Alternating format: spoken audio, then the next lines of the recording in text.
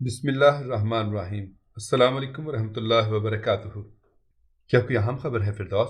رضیہ سلطانہ کے لہجے میں استقامت تھی، مگر اس کے چہرے پر فکروں کا ایک جال سا پھیلا ہوا تھا۔ یقیناً فردوس اپنی آقا زادی کے بہت زیادہ قریب آ گئی۔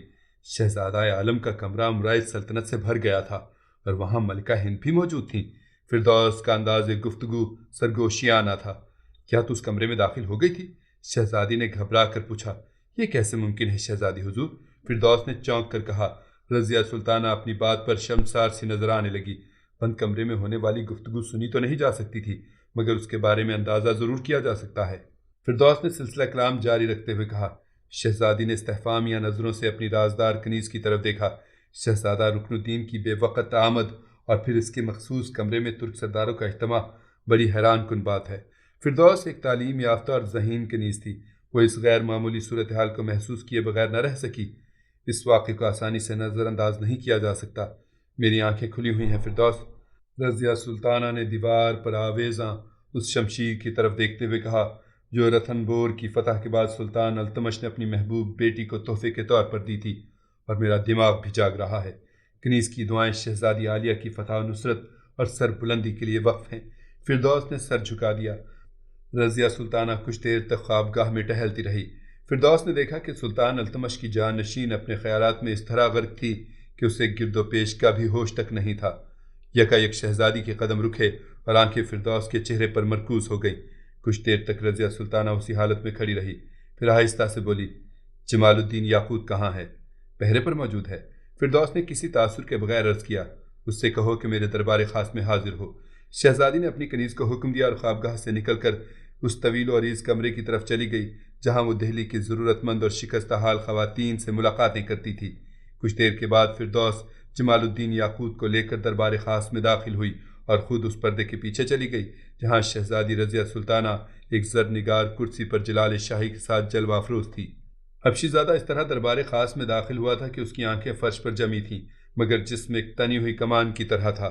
ریشمی پردے سے چند گز کے فاصلے پر جمال الدین یاقوت ٹھہر گیا۔ سلطان معظم کا اقبال بلند ہو۔ حبشی زادہ نصف قد تک جھک گیا۔ جمال الدین، تم خوب جانتے ہو کہ میں سلطان نہیں، رضیہ سلطانہ نے انتہائی پرجلال لہجے میں کہا۔ پھر تمہاری زبان کو لغزش کیوں ہوئی؟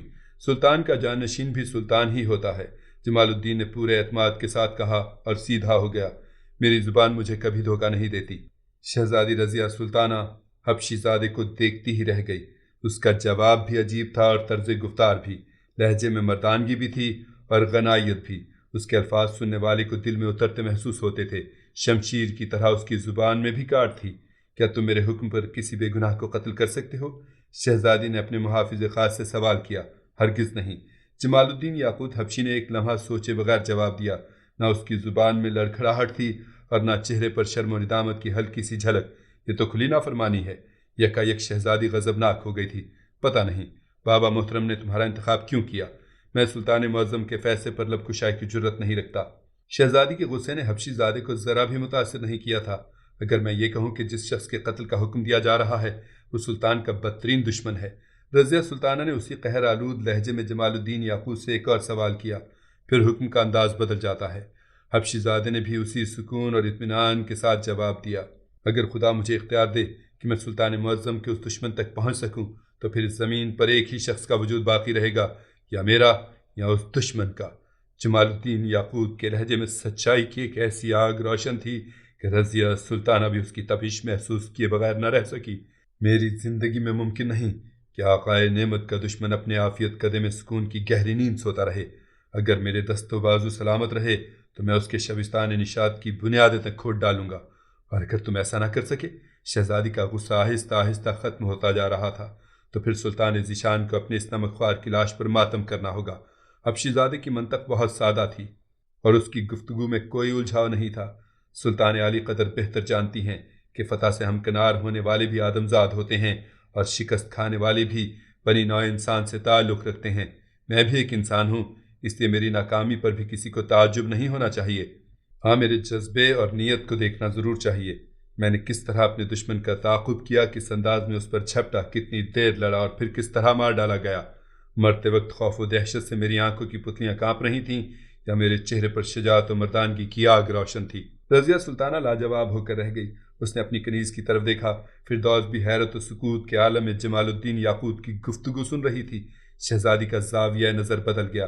اس کی غزالی آنکھیں حریری پردے کی دیوار سے گزر کر ایک بار پھر حبشی زادے کے چہرے پر جم گئیں۔ تمہیں معلوم ہے کہ اس وقت محل میں کیا ہو رہا ہے؟ رضیہ سلطانہ نے ایک اور سوال کیا۔ شہزادہ ذی وقار کی خلوت گاہ خاص میں ترک سرداروں کا اجتماع، حبشی زادے نے ایک ایک نقطے پر زور دیتے ہوئے کہا۔ رضیہ سلطانہ چونک اٹھی۔ مگر تم تو یہاں موجود ہو۔ دربانی کے فرائض وہی شخص انجام دے سکتا ہے جس کی آنکھیں کھلی ہوں اور دماغ جاگ رہا ہو۔ جمال الدین یاقوت نے جواب دیا۔ وہ دربان کہلانے کا مستحق نہیں جس کی موجودگی میں چور نقب لگا کر مکان کے اندر داخل ہو جائیں۔ کیا یہ نقب زنی نہیں؟ رضیہ سلطانہ نے کسی قدر تیز آواز میں کہا۔ اور کیا چور مکان کے اندر داخل نہیں ہو چکے؟ بڑا مشکل مرحلہ تھا، مگر جمال الدین یاقوت سبک روی کے ساتھ اس مرحلے سے بھی گزر گیا۔ وہ تمام لوگ مالک مکان کی اجازت سے اندر داخل ہوئے ہیں، اس لیے انہیں چور نہیں کہا جا سکتا۔ حبشی زادے کا جواب سن کر رضیہ سلطانہ عاجز ہو گئی تھی، پھر بھی شہزادی نے محبت کا راستہ اختیار کیا۔ مگر مالک مکان تو میں ہوں، پھر وہ لوگ میری اجازت کے بغیر اندر کیسے داخل ہوئے؟ رضیہ نے التمش کے جانشین کی حیثیت سے اپنی ملکیت کی طرف اشارہ کیا۔ شہزادہ عالی قدر کی وراثت پر بھی ساری دنیا کی گواہیاں موجود ہیں۔ حبشی زادے نے بڑا منطقی جواب دیا تھا۔ پھر کیا کیا جائے؟ رضیہ نے زچ ہو کر کہا۔ جواب میں ایک بار پھر جمال الدین یاقوت نے سر جھکا دیا۔ یہ نمکخوار اپنے آقائے نعمت کے حکم کا منتظر ہے۔ رضیہ سلطانہ کچھ دیر تک سوچتی رہی، پھر اس کے ہونٹوں پر خفیف سی مسکراہٹ ابھر آئی۔ بس اب تم جاؤ اور اپنی آنکھیں کھلی رکھو۔ رسم شاہی کے مطابق حبشی زادے نے رخصتی سلام پیش کیا اور الٹے قدموں واپس چلا گیا۔ جمال الدین یاقوت کے جاتے ہی رضیہ سلطانہ نے ایک گہری سانس لی۔ فردوس، یہ کیسا عجیب شخص ہے؟ تو نے اسے سمجھنے کی کوشش کی؟ وہ ایک کھلی ہوئی کتاب ہے شہزادی عالیہ، فردوس نے تھکے تھکے لہجے میں کہا۔ رضیہ سلطانہ نے اپنی رازدار کنیز کی طرف استفہامیہ نظروں سے دیکھا۔ کیا مطلب؟ وہ صرف ایک جانثار ہے مگر ہوش مند۔ فردوس نے اپنی بات کی وضاحت کی۔ میں ابھی کچھ نہیں کہہ سکتی۔ رضیہ سلطانہ الجھی ہوئی نظر آ رہی تھی۔ بعض لوگ اپنے مقاصد حاصل کرنے کے لیے اطاعت و فرما برداری اور جانثاری کی قبا پہن لیتے ہیں، اور پھر دم آخر یہ راز کھلتا ہے کہ ان کا ہر جذبہ نمود و نمائش کے سوا کچھ نہیں تھا۔ مگر اس نے تو آپ کے حکم سے اختلاف بھی کیا ہے۔ فردوس نے کچھ دیر پہلے ہونے والی گفتگو کی طرف اشارہ کرتے ہوئے کہا۔ اس کی وفاداری میں خوشامد کا رنگ شامل نہیں ہے۔ تو نے درست کہا فردوس، مگر پھر بھی اسے ایک اور امتحان سے گزرنا ہوگا۔ رضیہ سلطانہ نے دربار خاص سے اٹھتے ہوئے کہا۔ وہ امتحان بہت سخت ہوگا۔ کیسا امتحان شہزادی عالیہ؟ فردوس نے چونک کر پوچھا۔ ابھی اس کا وقت نہیں آیا ہے، شہزادی نے کہا اور تیز قدموں سے اپنی خوابگاہ کی طرف چلی گئی۔ فردوس تنہا رہ گئی تھی۔ جمال الدین یاقوت کو دیکھ کر اسے بہرام غوری یاد آ گیا تھا۔ وہ بہرام غوری جو عالی نسب تھا، وجیح ترین مرد تھا اور حبشی زادے سے بڑھ کر رضیہ سلطانہ کا جانثار تھا، مگر بدنصیبی یہ تھی کہ اسے حسن کے حضور میں شرف باریابی حاصل نہیں تھا۔ فردوس کے دل و دماغ جلنے لگے۔ جذبوں کا اتنا غبار اٹھا کہ نہا خانہ جہاں ناقابل برداشت حبس کی لپیٹ میں آ گیا۔ پھر یہ اس وقت ختم ہوا جب فردوس کی آنکھوں سے آنسوں کی بارش ہونے لگی۔ اے خدا، پھر جو گزرنا ہے اس کنیز پر گزر جائے، مگر میرے شہنشاہ کے جسم پر کوئی خراش نہ آئے۔ اسے اس مارکے میں اتنا سر بلند رکھنا کہ ساری عظمتیں اس کے آگے سرنگوں ہو جائیں۔ دوسرے دن دربار عام برخاست کرنے کے بعد رضیہ سلطانہ نے شہزادہ رکن الدین کو خلوت میں طلب کر لیا۔ خود ساختہ ولی عہد سلطنت گزشتہ رات کے خفیہ اجلاس میں عمرائے سلطنت کے قول و قرار کو اپنی فیصلہ کن فتح سمجھنے لگا تھا، اور اس نشے کے باعث وہ شہزادی کے کمرے میں بہت تاخیر سے پہنچا۔ رضیہ سلطانہ پر شدید اضطراب طاری تھا اور وہ بار بار دروازے کی طرف دیکھ رہی تھی۔ پھر جب شہزادہ رکن الدین کمرے میں داخل ہوا تو رضیہ کے چہرے کا رنگ بگڑ گیا۔ برادر من، آپ 7 بار بلانے کے بعد حاضر ہوئے ہیں۔ شہزادی کا لہجہ مؤدبانہ تھا مگر اس سے تلخی جھلک رہی تھی۔ حاضر نہیں ہوئے، تشریف لائے ہیں، شہزادہ رکن الدین نے بڑی رعونت کے ساتھ کہا اور ایک کرسی پر بے تکلفانہ انداز میں بیٹھ گیا۔ بارگاہ سلطانی میں لوگ حاضر ہوتے ہیں، تشریف نہیں لاتے؟ رضیہ سلطانہ نے شہزادہ رکن الدین کے الفاظ کی تصحیح کرتے ہوئے کہا۔ بارگاہ سلطانی؟ رکن الدین زور سے ہنسا۔ بارگاہ سلطانی میں تو تم خود حاضر ہو۔ غور سے دیکھو میری نادان بہن، مستقبل کا سلطان تم سے ہم کلام ہے۔ تم نے یہ طرز کلام کس سے سیکھا ہے رکن الدین؟ یکایک رضیہ سلطانہ کا لہجہ بھی بدل گیا۔ شہنشاہ اپنے لہجے خود تراشتے ہیں۔ رکن الدین فرش پر تھا لیکن اس کے دماغ کی پرواز عرش پر تھی۔ فرما روائے وقت کسی سے کچھ سیکھتے نہیں، زمانے کو سکھاتے ہیں۔ بس رکن الدین، گستاخیوں کی حد ہوتی ہے۔ رضیہ سلطانہ کی قوت برداشت جواب دے گئی۔ تم نے سلطان معظم کے حکم کی بھی توہین کی اور خونی رشتوں کا بھی مذاق اڑایا۔ یہ الزام ہے مجھ پر۔ رکن الدین چیخنے لگا۔ خاندان التمش میں مجھ سے زیادہ فرما بردار کون ہے؟ بابا محترم کے حکم کی تعمیل میرے سر کے ساتھ۔ رضیہ سلطانہ چھوٹے بھائی کی عیاری پر حیران رہ گئی۔ تم اپنی جاگیر چھوڑ کر یہاں کس لیے قیام پذیر ہو؟ شہزادی نے بمشکل اپنے جذبات پر قابو پاتے ہوئے کہا۔ بدایوں کو کس کے سر پر چھوڑائے ہو؟ میں اپنے انتظامی امور میں کسی کی مداخلت برداشت نہیں کرتا۔ شہزادہ رکن الدین بڑی بہن کی شان میں مسلسل گستاخیاں کر رہا تھا۔ تم میرے سامنے جواب دے ہو رکن الدین۔ رضیہ سلطانہ اگرچہ ایک نو عمر دوشیزہ تھی، لیکن اس کے لہجے میں آمرانہ جاہ و جلال تھا۔ میرا حکم سلطان ہی کا حکم ہے، تو پھر لکھ دیجیے بابا محترم کو میری نافرمانی کے بارے میں۔ شہزادہ رکن الدین اٹھ کھڑا ہوا۔ میں جب تک چاہوں گا دہلی میں قیام کروں گا۔ آئندہ مجھے اس طرح طلب نہ کرنا کہ قلعے کے مکین ولی عہد سلطنت کو ایک ادنا خدمتگار سمجھنے لگیں۔ تمہارے شوق حکمرانی کی تسکین کے لیے عمرائے دربار کافی ہیں۔ یہ کہہ کر شہزادہ رکن الدین تیزی سے دروازے کی طرف بڑھا۔ رک جاؤ رکن الدین، میرا آخری حکم بھی سنتے جاؤ۔ شہزادی رضیہ سلطانہ نے کسی مطلق العنان حکمران کے لہجے میں چھوٹے بھائی کو پکارا۔ تم آج ہی بدایوں کے لیے روانہ ہو جاؤ گے۔ اگر تم نے میرے حکم سے سرتابی کی تو یاد رکھو کہ سارا دہلی تماشا دیکھے گا۔ شہزادہ رکن الدین نے مڑ کر غضبناک نظروں سے بڑی بہن کی طرف دیکھا۔ اور میں سمجھتی ہوں کہ تم خاندانی روایات کو تماشا نہیں بناؤ گے۔ رضیہ سلطانہ نے آخری تنبیہ کی۔ شہزادہ رکن الدین کے چہرے کا رنگ گہرا ہو گیا اور وہ اس طرح کمرے سے نکل کر چلا گیا جیسے اس نے رضیہ کے حکم کو پیروں سے روند ڈالا ہو۔ دہلی کا مشہور طبیب مسعود رازی نظام الملک کے سامنے بیٹھا عرض کر رہا تھا۔ حضور نے کس لیے یاد فرمایا ہے؟ کیا تجھے اپنا ماضی یاد ہے؟ وزیر اعظم ہند کا لہجہ بڑا تحقیر آمیز تھا۔ رازی نے گھبرا کر نظام الملک کے پاؤں پکڑ لیے۔ سرکار والا، کیا خادم سے کوئی خطا ہو گئی ہے؟ صرف اپنا ماضی بیان کر۔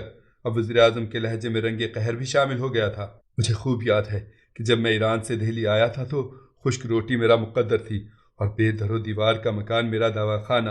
حکیم مسعود رازی بڑے عاجزانہ لہجے میں اپنا ماضی بیان کر رہا تھا۔ یہ تو حضور کی بندہ نوازی تھی کہ دیار غیر میں آبرو سلامت رہ گئی۔ سرکار ہی کے کرم سے پہچانا گیا اور سرکار ہی کی بخشش و عطا سے تمام دنیا کی نعمتیں میسر آئیں۔